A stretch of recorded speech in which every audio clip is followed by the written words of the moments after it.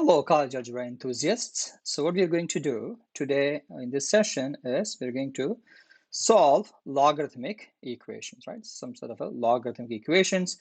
So in general, logarithmic equations, a simple one is going to be something like this. So you see a log on one side and you see something else. Sometimes it's a log, sometimes it's not. So an equation of this type, or maybe even an equation of this type, right? Or even an equation of this type. So these are all logarithmic equations as you see. These are logarithmic equations as you see them. And see, let's see how do we solve with this. So a couple of things before we start to solve these logarithmic equations. So when you have logarithmic expressions, something like this, log of some input, right? Some input equals something. If both sides has something like this, log of something equals a log of something, right?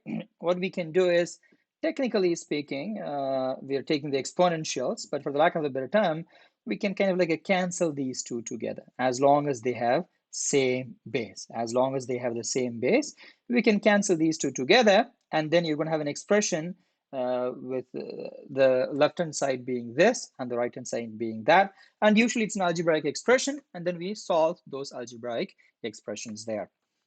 But sometimes, what if you have something like this, log of something or base b equals some other expression, right? In that case, we're going to use a very simple and important equation to solve that. And that equation, I'm going to change the color for you to see in a different way. And that is the following, which is, we're going to use the following equivalency. That is, if you have log x is my input, base b is equal to y. If you have something like this, right, this is equivalent, this is same as saying that is equivalent to the following, which is x must be, the input must be equals to b, the base, to the output, which is y. If you want to rewrite this in another way, and that would be, you're going to write it as b to the y equals x. You can do that too. Whatever is convenient for you, you can do that. But this is very, very important for ourselves. So we're going to be using this for solving the problem, especially in a case when you have log on one side and you have some other expression on the other side. So something like this, right? Something like this. When you have things like that, then we can work with them and we can solve them. There are a couple of other things also I want to point out in here before we go.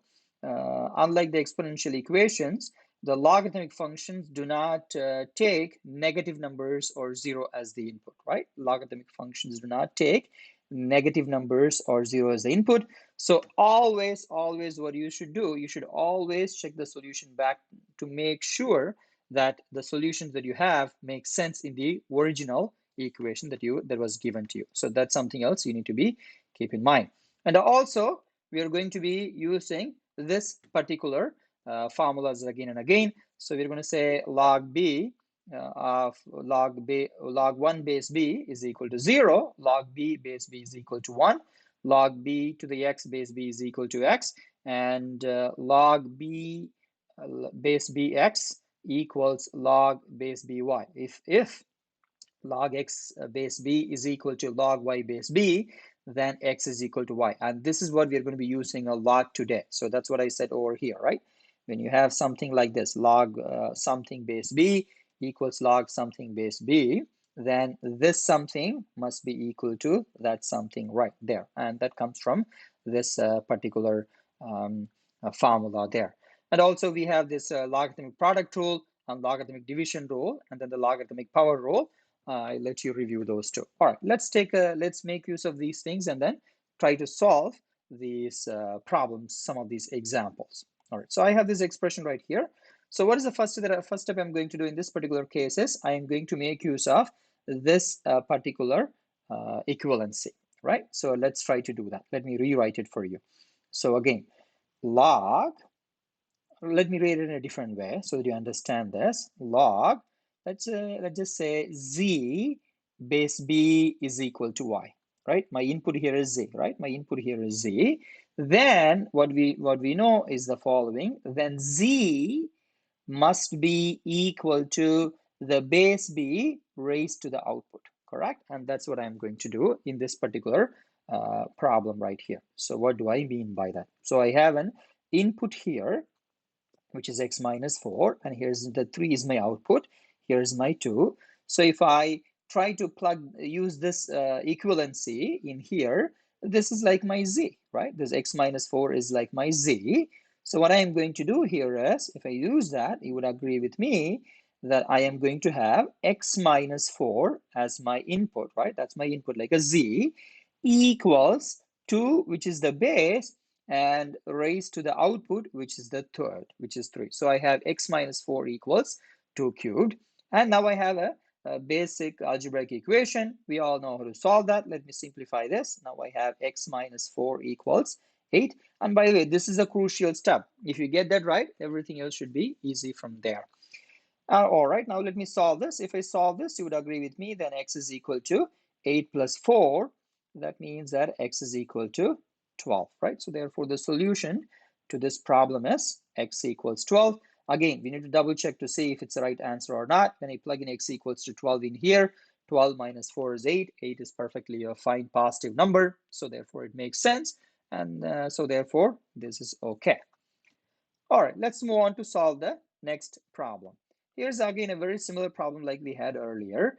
Here again, it's not log. It's not just a log. It had some other expression in the front. So therefore, we need to deal with that.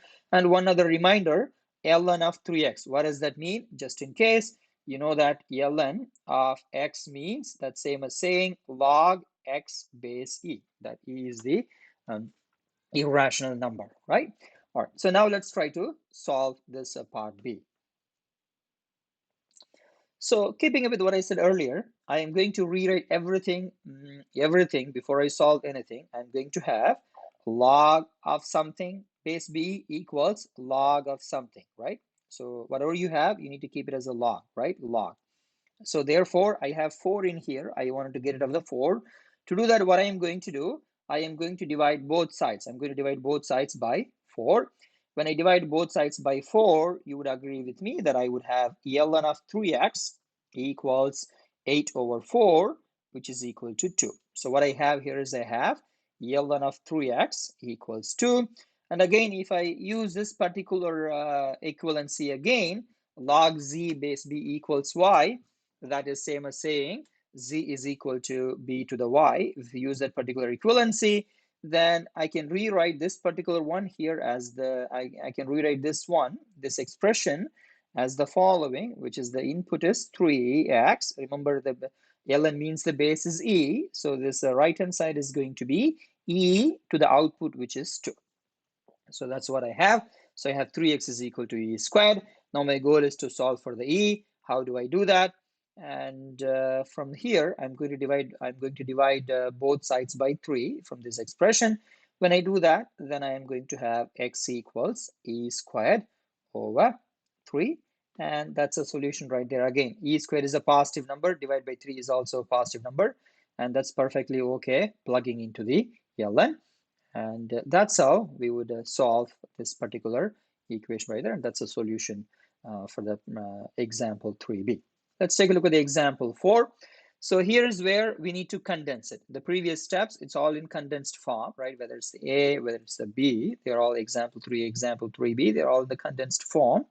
Now it's not in the condensed form. So therefore, the step 1 is to write this in the condensed form. For this, what I am going to do, I am going to use this particular formula right here, which is the product rule, right? Oh, sorry, that's not the product rule. I'm going to use this particular rule. That's a product rule. Log of uv equals log u plus log v. So I have ln of x times the ln of x plus ln of x minus 3. I'm going to use that product rule. If I do that, my left-hand side then simplifies into log x times x minus 3. And by the way, ladies and gentlemen, if you are following, there is no base in here. There is no base in here, as you see. That means that the invisible base is 10, right? There is no base in here. We know that log x base 10 is same as saying log x. That's our conventional way of writing it, right? It's customary to write it like that. All right, so I'm going to simplify this. To simplify this, again, I'm going to make use of this particular form right here. I'm going to make use of this particular equivalency here. If I do that, what I'm going to have here is my input, which is x times x minus 3, that is coming off of the product rule, should be equal to the base, which is invisible in here, which is 10, to the output, which is 1, right? So I have now the algebraic expression that is x times x minus 3 is equal to 10. So how do I work with that? So this is x squared minus 3x equals 10. And if I simplify this, which is x squared minus 3x minus 10 equals 0, you're all experts in factoring them out. If you factor them out, what you're going to have? You're going to have the following, which is x minus 5 times x minus x plus 2, right? So that is going to be your solution. And so therefore, that's going to be your factoring, and that's going to be your factored equation. And now if I try to solve this, this is going to give me my solutions as x equals 5 and negative 2. Again, remember, we have to always check back whether these numbers make sense or not. When I plug in x equals 5, let me just rewrite it this way so you know it better. When I plug in x equals 5 into this particular expression right here, no problem, it's a log 5 plus a log of 5 minus 3, which is 2. That's perfectly all right. So therefore, that is perfectly fine. No problem there. But what about x equals negative 2, right? With x equals negative 2. When I try to plug it in, I have log of negative 2. That cannot be happening, and that's not right. So therefore, what would I have is I'm going to rule this out. So my only solution, although I have two values from my factored equation, but actual solution is only one, and that solution is x equals 5. And that's how we would solve this particular problem right there. All right, let's take a look at the next problem right here. The next problem that I have is 4b, which is ln of x minus 3 equals ln of 7x minus 23 minus ln of x plus 1. So here are a couple of ways you can do that. Again, our goal is to condense it. Here, by the way, you can use either division rule or quotient rule of logarithm, or you can move this the other side and use the product rule. Either way is okay. But I think I'm going to move this the other side and use the product rule, so just so that these things can be done. Again, if you want to, you can just simply take as is and then do it that way. There is nothing wrong with that. So to make my life easy, what I'm going to do, I'm going to add both sides by ln of x plus 1. When I do that, ladies and gentlemen, I'm going to have ln of x plus 1 plus ln of x minus 3 equals ln of 7x minus 23. Again, you don't have to do it this way. You can use the quotient rule right away. There is nothing wrong with that. Now I'm going to use the product rule. If I use the product rule, the left-hand side is going to be ln of x plus 1 times the x minus 3. And the right-hand side stays as is, right? Now what I am going to do, I am going to cancel. I'm going to fake cancel, right? I'm going to cancel these two. Mathematically speaking, technically speaking, what we are doing, what we would be doing is actually taking exponential, right? Raising this to an exponent function on both sides. That is what we would do this mathematically. But assuming that we do that, then, because the exponential function and the logarithmic function, they're inverses of each other, assuming that we do that, then what we get is the following, which is this: x plus 1 times x minus 3 as my left-hand side, and 7x minus 23 as my right-hand side. Now, it's an algebraic equation. We know how to solve them. We know how to work with them. Let me quickly work with them and see what do we get. So what do I have here? My left-hand side is x squared minus 2x minus 3, and the right-hand side is 7x minus 23. And if I simplify this further, then I can move this 7x, I can move this 7x on this side. I can move the negative 23 as a positive 23. So this side, this is going to become, negative 7x, and this is going to become positive 23. So when we add these two together, that's going to become negative 9x. When we add these two together, that's going to become positive 20. So therefore, if I simplify this, I would have x squared minus 9x and positive 20 equals 0. You're all experts in factoring by now. And if you factor them out, you would have this as to be x minus 4 times x minus 5 equals 0, and that tells you x is equal to 4 and x is equal to 5.